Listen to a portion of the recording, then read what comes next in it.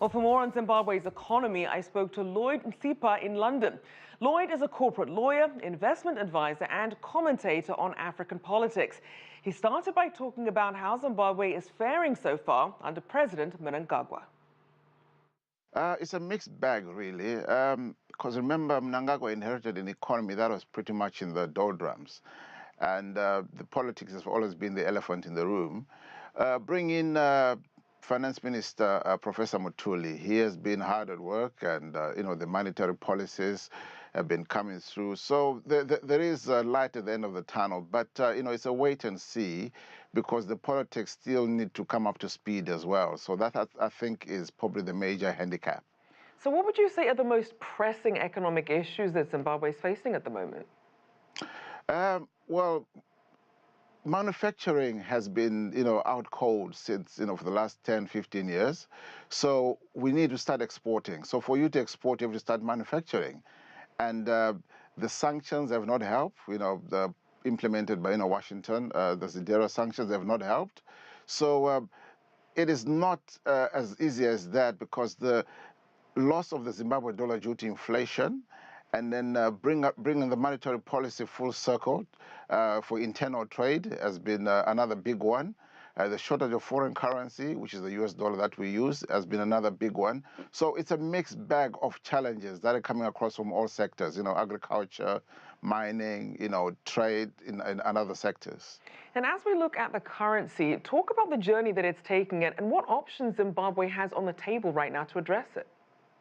Well, as you saw in the last couple of weeks, that the finance minister introduced what they call the RTGS, which is basically electronic money. The idea is to try and stabilize what a parallel market that had developed over the years. So that is probably the stage after that is probably to introduce the Zimbabwe dollar, so that Zimbabweans can actually trade with the outside companies. So at this point, it's at a transition point. The RTGS is meant to stabilize the economies of the country while the manufacturing is brought up to speed. Now, you mentioned the sanctions. Just how much have U.S. sanctions affected Zimbabwe's economy? Well, in a very, very big way. You are aware that even the neighbors or countries that would generally help us cannot help us because of the sanctions. You know the impact of the sanctions, the Zidera. What they do is through OFAC, your Office of Asset Control, make it impossible for any company to do business with Zimbabwe because of the sanctions. Even our neighbors in South Africa, as you noticed, Ramaphosa was in Harare the last few hours. They cannot even offer us, a bailout formally because of the sanctions. Because remember, every dollar, every international transaction passes through America. So we are between a rock and a hard stone. And we did see President Ramaphosa of South Africa offering his support, not just for Zimbabwe's economy, but also for the lifting of sanctions. Just how important is intra-African trade to really helping Zimbabwe's economy?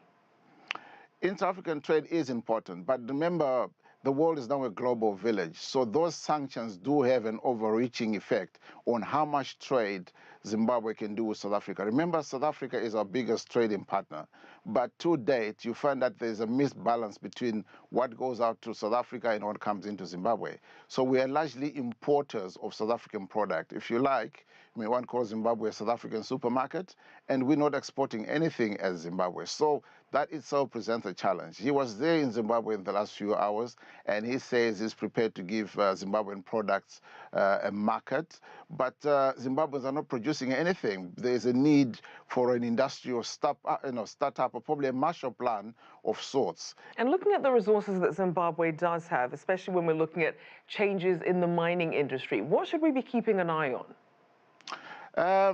Well, Zimbabwe has over 66 different types of minerals. So ideally, if you notice, the Minister of Finance has actually gone out of his way and said, look, foreign investors can now come into Zimbabwe and own 100% of their investment. Or this is an attempt to lure the investments in the face of sanctions. hopefully get people to bypass the sanctions and come and invest in Zimbabwe.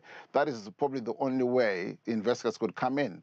But many have been talking about internal investment as another way of bringing Zimbabwe out of the economic meltdown, that we encourage locals, local companies to invest in their own country. And only then may we get investors to come into Zimbabwe.